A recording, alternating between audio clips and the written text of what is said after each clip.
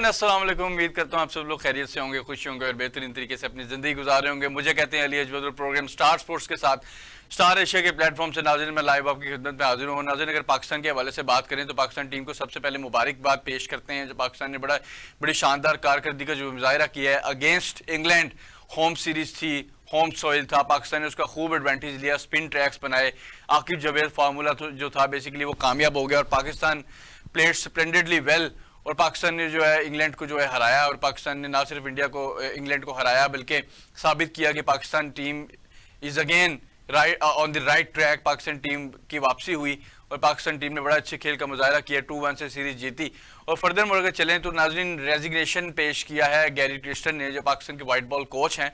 और उनका जो रेजिग्नेशन ऑल ऑफ सडन आना बिल्कुल अच्छा नहीं लगा, फैंस को भी अच्छा नहीं लगा, पर्सनली मुझे भी अच्छा नहीं लगा, क्योंकि ऑल ऑफ सडन जो है रेजिग्नेशन आ जाना, वो कॉन्ट्रैक्ट में थे पीसीबी के साथ और अब जो है वाइट बॉल की जिम्मेदारी जो है जेसन गिलेस्पी ऑस्ट्रेलिया सीरीज़ की संभालेंगे, वाइट बॉल क्रिकेट टीम की कोचिंग की।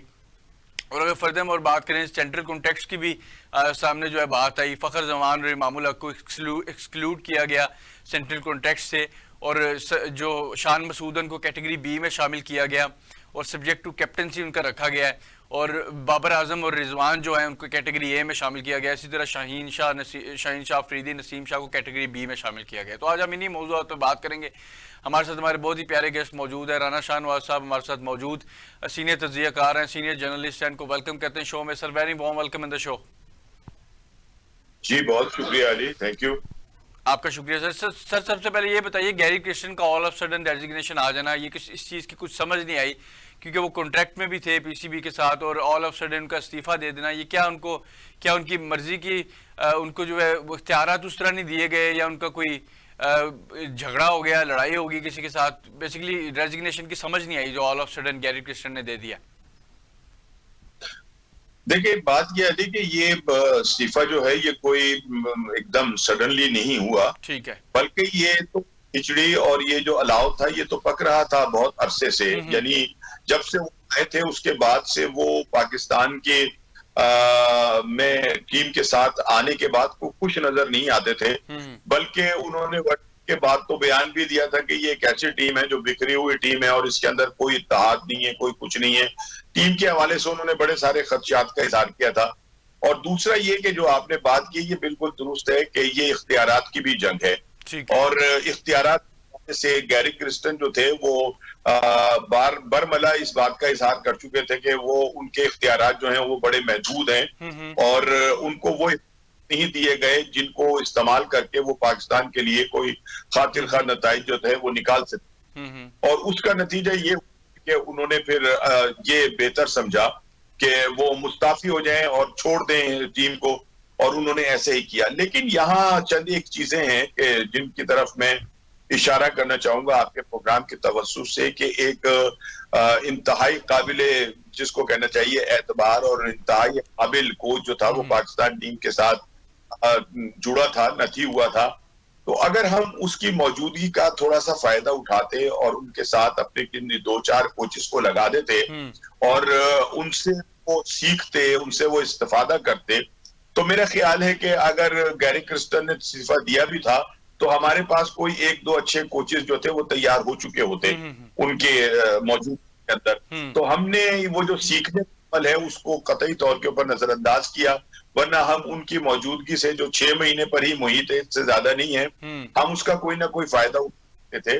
और मैं इस सिलसिले में मतलब थोड़ी सी मिसाल अपने पड़ोसी मुल्क की भी दूंगा कि उन्होंने जो फॉरेनर कोचेस थे उनके साथ अपने कोचेस को लगाया और उन्होंने फिर उनसे कुछ और सीखने के बाद आज भारत की टीम के अंदर कोई फॉरेन कोच जो है वो नहीं है, उनके अपने कोचेस हैं जो चल रहे हैं। बिल्कुल ऐसे ही।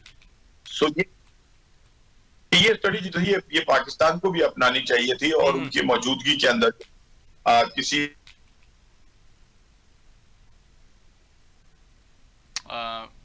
शाहनवाज साहब आपको मेरी आवाज आ रही?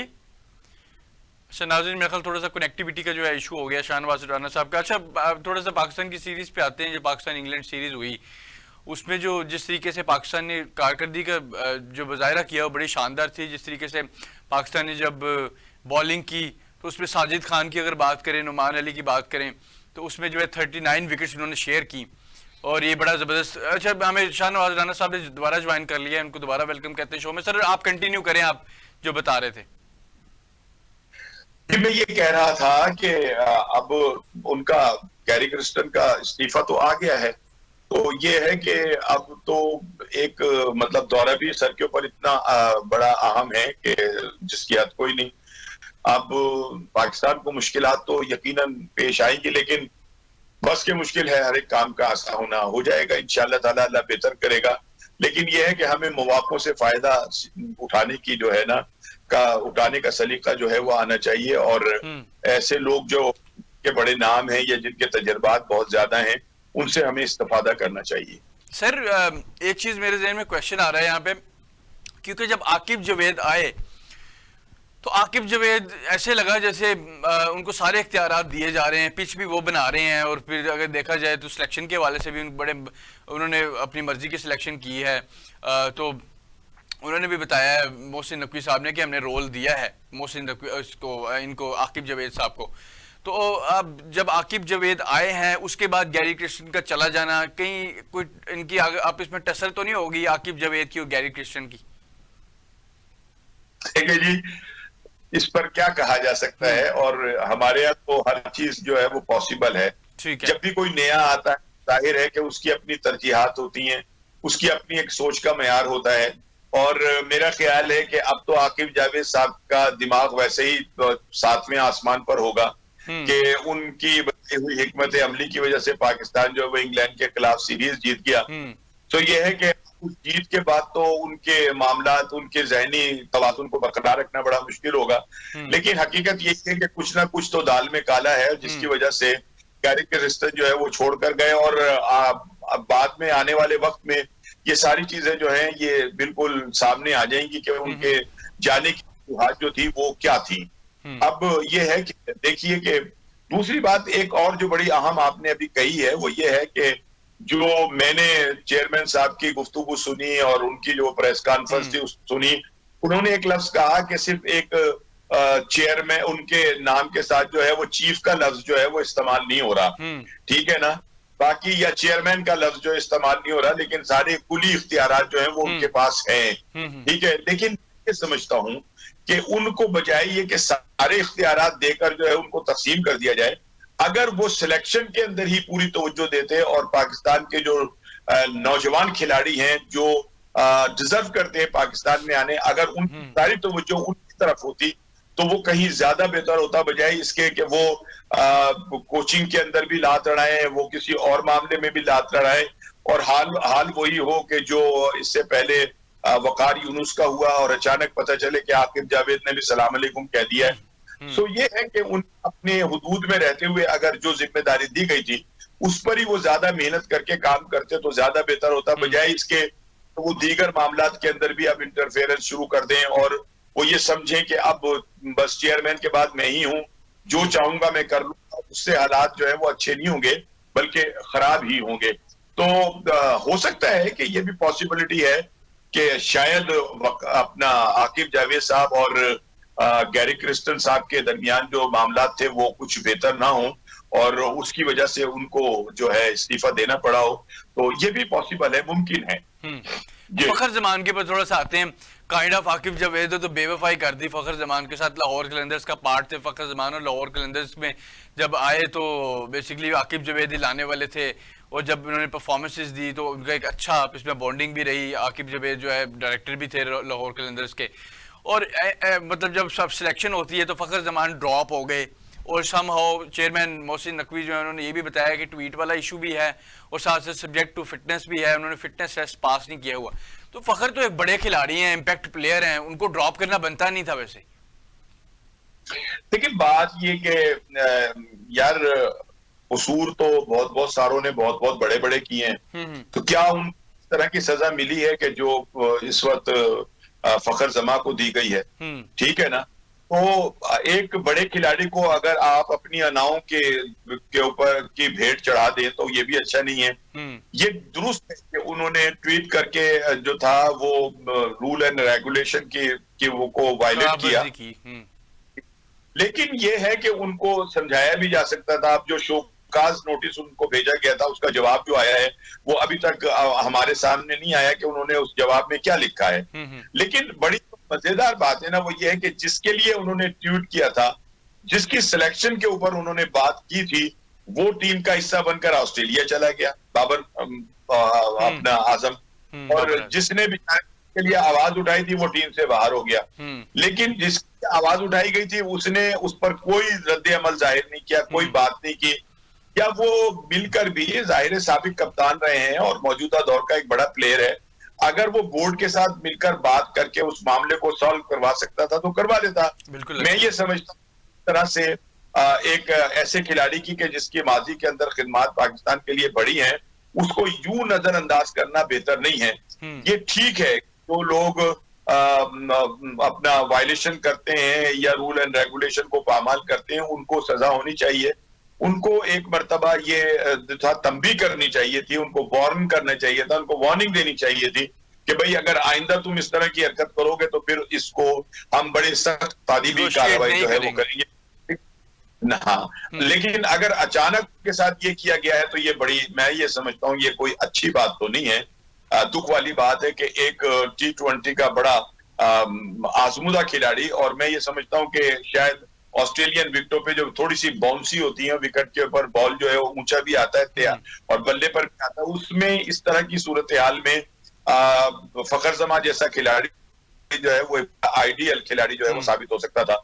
लेकिन चलिए अब अगर बोर्ड इतने सख्त डिसीजन लेना शुरू हो गया है और अब बोर्ड के अंदर जो है वो सर्जरी शुरू हो गई है, तो ये अच्छी बात है। हो सकता है कि इस फैसले से बाकी तमाम लोग जो खिलाड़ी है उनके कान खड़े होंगे और वो जो हैं थोड़ा सा बैकफुट पे जाएंगे और रूल्स एंड रेगुलेशन की पासदारी करेंगे और ये सोचेंगे कि हमें अब उन खुतूत पे चलना है जिनके ऊपर चलकर जो है वो बेहतरी आ सकती है। और दूसरी बात ये कि उनको सेंट्रल कॉन्ट्रैक्ट से शाहनवाज राणा साहब आप हमारे साथ मौजूद हैं?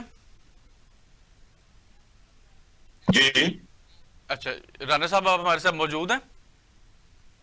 जी जी, मेरी आवाज नहीं आ रही है आपको? आपकी बेसिकली कनेक्टिविटी का इशू हो गया था, आप कंटिन्यू करें सर। मैं ये कह रहा था कि पता नहीं अब कहां से वो डिस्कनेक्ट हुआ थी मेरी बात। मैं ये कह रहा था कि ये अपना एक बड़े खिलाड़ी के साथ जो है अचानक फैसला जो है वो, मैं ये समझता हूं कि वक्ती तौर पे तो खैर बुरा लग रहा है, लेकिन शायद हो सकता है इस फैसले से दूसरे खिलाड़ियों को और वो ठीक हो जाएं। और बाकी सेंट्रल कॉन्ट्रैक्ट की मैं बात कर रहा था कि अभी उनकी क्रिकेट जो है वो खत्म तो नहीं हुई, वो कौमी की धारे से बाहर निकले, ठीक है ना। अगर वो इस दौर के अंदर नहीं है या उनको सजा दी गई है तो आइंदा आने वाले दिनों में तो टीम का हिस्सा हो सकते हैं, तो उन्हें अचानक सेंट्रल कॉन्ट्रैक्ट से भी फारिग करना जो है ये तो एक बहुत ही, जिसको कहना चाहिए कि मुझे तो नहीं समझ आ रही कि ऐसा क्यों हुआ है। चले बहरहाल ये कि ये बोर्ड का फैसला है और अल्लाह करे कि इन फैसलों से आने वाले दिनों में कुछ बेहतरी हो। अच्छा, इमाम के ऊपर थोड़ा सा आ जाए। इमामुल हक जो है एवरेज भी अच्छी है, 50 के करीब एवरेज है ओडीआईज में, बल्कि इससे ज़्यादा ही है, और परफॉर्मेंसेस भी हैं और ऑस्ट्रेलिया के खिलाफ भी परफॉर्मेंसेस अच्छी हैं। इमाम को ड्रॉप कर देना आपने समझते ये भी ज्यादती है? मैंने तो यही इससे पहले भी आपके प्रोग्रामों में जब टेस्ट सीरीज चल रही थी तो ये बात की थी कि जब अब्दुल्ला शफीक परफॉर्मेंस नहीं दे रहे हैं तो मेरा ख्याल था कि इमामुल हक एक बहुत आजमूदा खिलाड़ी था, उसका तजर्बा भी बहुत था, उसकी एवरेज भी बहुत अच्छी है और वो टेस्ट मैच का मूड रखता है, मिजाज भी रखता है। तो ये है कि अगर उसको उस वक्त बाहर कर दिया गया और अब देखे ना जो टीम बनी है, अब पता नहीं उसके क्या मसाइल हैं, मुझे तो नहीं लगता कि कोई इतने बड़े मसले हों, क्योंकि अभी जब उसने चैंपियन कप के अंदर अपनी टीम की नुमाइंदगी की है तो उसमें परफॉर्मेंस भी अच्छी थी है और उसने कैप्टनसी भी की थी और उसके अंदर भी उसकी परफॉर्मेंस जो थी वो बहुत अच्छी थी। लिहाजा ये उनका खारिज होना, अगर तो वो अनफिट है तो फिर बोर्ड को चाहिए कि उनको बुलाएं, उन्हें डॉक्टर्स को दिखाएं कि जो फिटनेस का मसला है या कोई इंजरी का मसला है उसको दुरुस्त करें, बजाय इसके कि एक अच्छे प्लेयर को, एक शानदार प्लेयर को आप जो है वो बाहर टीम से कर दें। इमामुल हक की जो टीम से इखराज है, मुझे तो इसके ऊपर इंतहाई हैरत भी और दुख भी है कि एक ऐसा खिलाड़ी कि जो मतलब मेहनती है, जो जान मारता है, जो खेल के अंदर मतलब ये कि पूरी तरह इन्वॉल्व रहता है, अपने कप्तान को भी मशवरे देता है, उसकी अपनी परफॉर्मेंस भी अच्छी है, उसको बाहर करना बिल्कुल मेरी तो अकल से बाहर है कि आखिर ऐसा हुआ है तो क्यों हुआ है। अच्छा, शान मसूद पे थोड़ा सा आ जाते हैं। शान मसूद को जो बेसिकली है subject to captaincy category B में शामिल किया गया है।